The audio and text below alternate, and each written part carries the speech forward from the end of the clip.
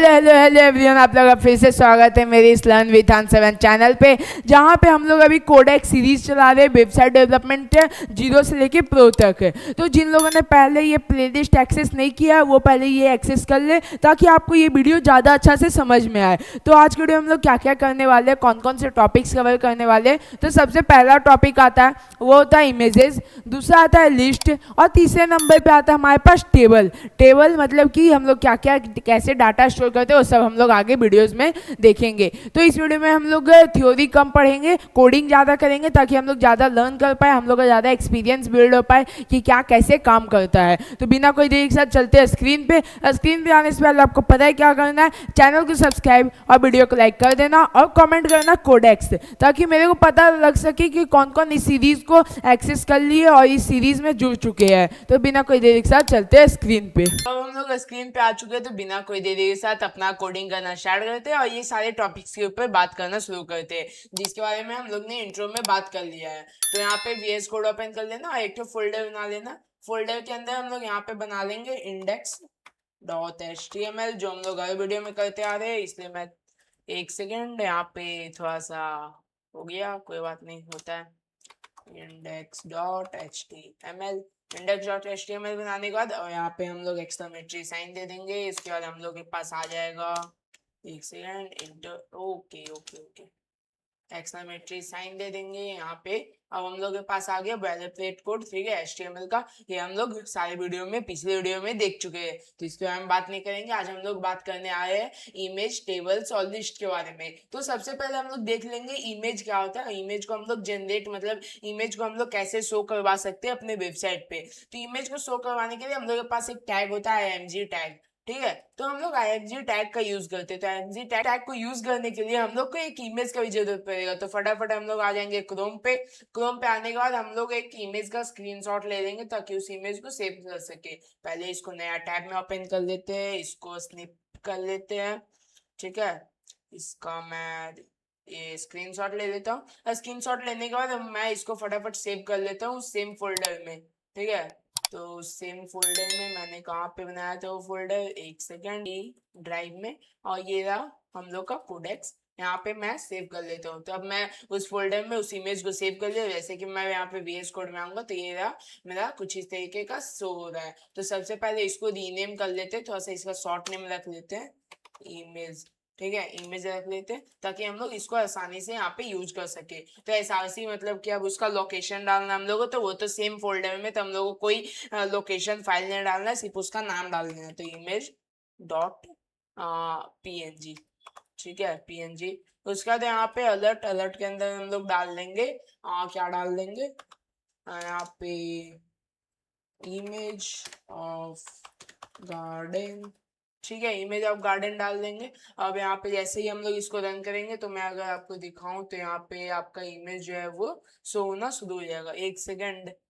अब देख सकते हैं जैसे कि यहाँ पे मैंने जैसे यहाँ पे रीनेम किया था फाइल का नेम, तो यहाँ पे शो हो रहा है कि image of garden, image of garden. जैसे मैं आपको जूम करके दिखाऊं, एक सेकेंड, वर्ड रैप को मैं ऑफ कर देता हूँ। अब जैसे कि यहाँ पे दिखा रहा है, मैंने अलर्ट के अंदर डाला था इमेज ऑफ गार्डन, तो आपको वो टेक्स्ट दिखा रहा है, इमेज क्यों नहीं दिखा रहा है? तो इमेज इसलिए नहीं दिखा रहा है क्योंकि आप यहाँ पे देखोगे तो यहाँ पे फाइल नेम है imge.png है, यहाँ पे मैंने डाला है image.png। तो जैसे कि अगर मैं यहाँ पे ए रिमूव करूँ और तो जैसे ही मैं यहाँ पे ए रिमूव करूंगा आपका इमेज जो है वो शो होना शुरू हो जाएगा। अगर मैं इसको एक्सटर्नल ब्राउजर में ओपन करूँ, ठीक है, एक सेकेंड, हाँ, ओपन इन एक्सटर्नल ब्राउजर मिल गया। अब मैं इसको अगर एक्सटर्नल ब्राउजर में ओपन करके दिखाऊं तो कुछ इस तरीके का हम लोग के सामने हम लोग का वेबसाइट में इमेज जो है वो आ जाएगा। अब वो शुरू में कौन सा टेक्स्ट दिखा रहा था, तो वो शुरू में अलर्ट टेक्स्ट दिखा रहा था। यहाँ पे अलर्ट एट्रीब्यूट क्या करता है, अलर्ट एट्रीब्यूट क्या करता है कि अगर बाय द वे अगर आपका सर्वर जो है इमेज को सर्व नहीं कर पाया वेबसाइट के ऊपर, तो कुछ तो दिखाना चाहिए ना। जैसे कि यूजर आपके पास आया, ठीक है, और गलती से आपका कोड जो है वो क्रैश कर गया, कुछ इमेज उमेज शो नहीं हो रहा है, ठीक है, तो उस इमेज के बदले कुछ दिखाना चाहिए कि जैसे कि ये किस चीज का इमेज है। तो इसलिए हम लोग ये अलर्ट एट्रीब्यूट यूज करते हैं। जैसे अगर मैं इसका फिर से चेंज कर दूं, यहाँ पे मैं एक कर देता हूँ, और अगर मैं इसको सेव करूँ और यहाँ पे आके कहाँ गया हम लोग का, ये था। तो यहाँ पे अगर, तो यहाँ पे फिर से दिखा रहा है इमेज ऑफ गार्डन, मतलब ये जो इमेज है जो हम लोग के सामने सर्व नहीं हो पा रहा, हम लोग शो नहीं कर पा रहे, वो एक गार्डन का इमेज है, यूजर को पता चलना चाहिए।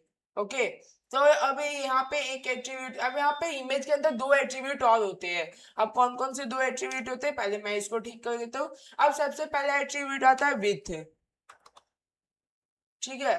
विथ एट्रीब्यूट आपको पता ही होगा विथ क्या होता है, तो विथ जो होता है चौड़ाई, मतलब इमेज का चौड़ाई कितना होना चाहिए। तो जैसे कि अगर हम लोग इमेज का चौड़ाई मान के चलते हैं 25, ठीक है, नहीं 25 तो बहुत कम हो जाएगा, तो 256 चलते हैं, ठीक है। 256 इसको सेव करेंगे। उसके बाद अब हम लोग आके देखें तो देख सकते हैं कि हम लोग का इमेज जो है वो बहुत छोटा हो गया, क्योंकि बिट जो है वो पिक्सल्स के ऊपर रहता है। तो यहाँ पे हम लोग का पिक्सल्स लिखने का कोई जरूरत नहीं है, क्योंकि हम लोग अभी HTML में ही कर रहे हैं। जब हम लोग आगे आगे CSS में यूज करेंगे विथ और हाइट, तब हम लोग देखेंगे कि वहाँ पे कैसे हम लोग लिखते हैं विथ और हाइट, वहाँ पे कैसे CSS, तो वो CSS वाले पार्ट में करेंगे। तो अभी के लिए ये हो गया। उसके बाद अगर मैं इसको हाइट भी देना चाहूंगा तो यहाँ पे कर देंगे हाइट,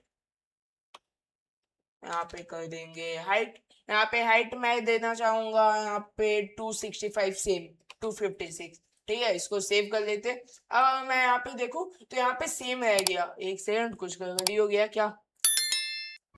ओके, यहाँ पे हाइट HEIGHT होता है, ठीक है। यहाँ पे मैं सेव करूंगा। अब मैं आके देखूंगा तो यहाँ पे इमेज जो है वो थोड़ा सा स्ट्रेच हो गया। अब मैं चाहूँ तो सिर्फ हाइट दे सकते हैं, यहाँ पे बिट जो है वो ऑटोमेटिकली ले लेगा। तो अगर मैं अब देखूँ इस इमेज को, तो यहाँ पे जो है कैसे हो जाएगा, कहाँ गया मेरा, ये था। तो यहाँ पे ये जो है विथ जो चौड़ाई तो मैंने दिया नहीं था, मैंने सिर्फ हाइट दिया कि 256 जो है वो हाइट ले लो, ये चौड़ाई जो है वो ऑटोमेटिकली ले लिया हाइट के अनुसार। तो ये दो एट्रीब्यूट हो गया। तो अब हम लोग इमेज के बारे में तो बात कर लिए कि क्या क्या चीजें होते हैं, हाइट क्या होता है, SRC क्या होता है, अलर्ट क्या होता है, विड्थ क्या होता है, ये सारी चीजें हो गए। अब बिना कोई देरी के साथ चलते हैं और देखते हैं टेबल्स क्या होते हैं, HTML में टेबल्स कैसे जनरेट होते हैं। तो यहाँ पे अगर मैं एक वेबसाइट पे आ जाऊं, यहाँ पे जैसे कि यहाँ पे ये जो मैंने सिलेक्ट किया, ये सारे, ये जो है वो एक टेबल है, ठीक है। जैसे कि मैं इसको कॉपी पेस्ट करके दिखाऊं तो यहाँ पे जैसे मैं कॉपी कर लेता हूँ, यहाँ पे पेस्ट कर लेता हूँ, यहाँ पे एक BR टैग लगा लेते हैं, ठीक है। अब इसको हम रन करते हैं, ठीक है। यहाँ पे देख सकते हैं कि मेरे सामने ये जो सारे टेबल्स आ चुके हैं। यहाँ पे जैसे first name, last name, age, default text हो गया। अब हम लोग इसको अपने अनुसार भी चेंज कर सकते हैं। जैसे कि यहाँ पे ये जो होता है, जैसे मैं बाद में समझाता हूँ, पहले मैं करके दिखा देता हूँ यहाँ पे मैं क्या कर रहा हूँ। तो जैसे कि यहाँ पे अंश कर लेते हैं, अंश, उसके बाद यहाँ पे कर लेते हैं वर्मा, ठीक है, अंश वर्मा। यहाँ पे कर लेते हैं अनिरुद्ध, यहाँ पे कर लेते हैं कुमार, ठीक है। यहाँ पे आप बहुत सारे लिस्ट ऐड कर सकते, ठीक है। तो उसके बाद जैसे मैं इसको रिमूव कर देता हूँ, मेरे को इस लिस्ट का जरूरत नहीं है। तो उसके बाद मेरा ऑब्वियसली यहाँ पे मैं कुछ भी डाल देता हूँ।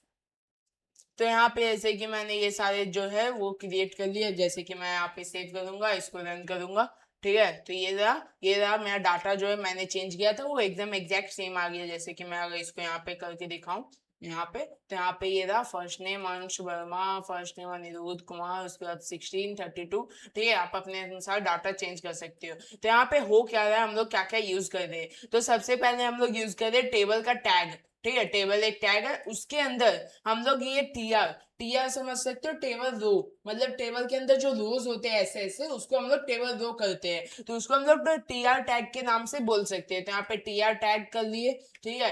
TR टैग करने के बाद अब हम लोग इसके अंदर TH कर देते हैं। TH का क्या होता है, तो टेबल हेडिंग, मतलब जो टेबल का फर्स्ट रो है उसमें हम लोग हेडिंग ऐड करते हैं। तो हेडिंग को थोड़ा सा बोल्ड टाइप का दिखाने के लिए हम लोग TH टैग यूज कर सकते हैं, ठीक है। उसके बाद आता है टीआर, टेबल रो, ठीक है, सेकेंड रो में आ गए। उसके बाद यहाँ पे होता है टीडी मतलब कि जो नॉर्मल डाटा हम लोग ऐड कर दे रो में, row by row, column by column जो डाटा ऐड कर दे। तो फर्स्ट कॉलम में ये हो जाएगा अंश, उसके बाद सेकंड कॉलम में हो जाएगा बर्मा, उसके बाद थर्ड कॉलम में हो जाएगा 16, और से यहाँ पे फर्स्ट कॉलम में फर्स्ट नेम, सेकंड में लास्ट नेम, और इसमें एज, ठीक है। तो इस तरीके से आप टेबल्स ऐड कर सकते हो। ये बहुत ईजी होता है। इसमें जो है लिस्ट जो है वो कवर कर दिया। अब हम लोग आते हैं, मतलब लिस्ट नहीं, अब हम लोग लोग ने टेबल जो है वो कवर कर दिया। अब हम लोग आते हैं लिस्ट के ऊपर। लिस्ट क्या होते हैं, कितने टाइप्स होते हैं लिस्ट में, और भी बहुत सारी चीजें करने वाले। तो सबसे पहले हम लोग एक लिस्ट जनरेट करवा लेते, फिर मैं आपको समझाता हूँ क्या होता है लिस्ट। तो अब हम लोग लिस्ट के ऊपर जाने से पहले एक दो चीज हम लोग और जान लेते हैं टेबल्स के अंदर। तो यहाँ पे हम लोग ने एक br टैग यूज किया था। br टैग क्या होता है कि लाइन को ब्रेक करने के लिए होता है, ठीक है। तो br टैग हम लोग यूज कर लेते हैं। उसके बाद अब हम लोग के पास आता है टेबल के अंदर एक और ये टैग आता है जिसका नाम होता है कैप्शन, ठीक है। तो यहाँ पे हम लोग कैप्शन डाल सकते हैं। कैप्शन क्या होता है मैं अभी बताता हूँ कैप्शन क्या होता है। तो ऐसे कर सकते हैं, दिस इज अ टेबल, ठीक है। एक सेकेंड, ठीक है। अब इसको सेव करेंगे और इसको शो करेंगे। तो ये जो है कैप्शन सबसे टॉप में आता है, दिस इज अ टेबल। उसके बाद अब ओके, तो अब हम लोग आ जाते हैं लिस्ट के ऊपर। तो लिस्ट के ऊपर आने से पहले मैं बताता हूँ लिस्ट जो होते हैं दो टाइप्स के होते हैं। एक होता है ऑर्डर्ड लिस्ट, दूसरा होता है अनऑर्डर्ड लिस्ट। अब वो कैसे होता है, बहुत इजी चीज है, आप एकदम 2 सेकेंड में समझ लोगे। जैसे ही मैं टाइप करूँ, जैसे कि मैं एक होता है यूएल नाम से जो होता है अनऑर्डर्ड लिस्ट, ठीक है, यूएल। इसके अंदर हम लोग लिस्ट स्टोर करते हैं। तो लिस्ट हम लोग स्टोर करते हैं एल आई के फॉर्म में। तो यहाँ पे एल आई टैग का यूज करेंगे। एल आई के अंदर हम लोग अपना लिस्ट लिखना शुरू करेंगे। तो सबसे पहले लिख देंगे अंश। उसके बाद हम लोग इसी को अल्ट शिफ्ट और डाउन एरो की करके इसको सेम लाइन में डुप्लीकेट कर लेंगे सेकेंड लाइन में। उसके बाद यहाँ पे लिख देंगे रोहन, रोहन। यहाँ पे लिख देंगे सोहन, सोहन, ठीक है। तो ये सारी चीजें जो है वो हो गया। अब हम लोग ऐसा ही सेम एक ऑर्डर्ड लिस्ट बनाएंगे, ठीक है। एक यहाँ पे आपको कुछ चेंजेस नहीं करने, सिर्फ यूएल को ओएल कर देना है। यूएल मतलब अनऑर्डर्ड लिस्ट, ओएल मतलब ordered list.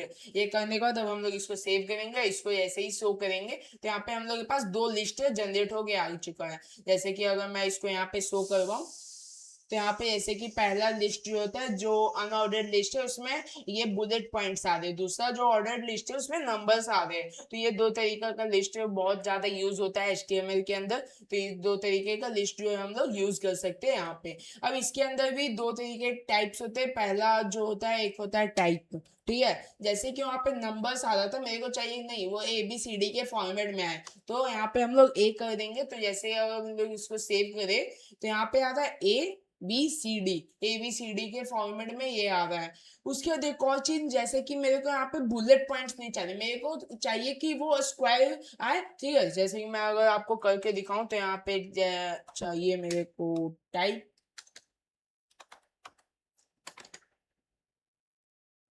Type equals to square,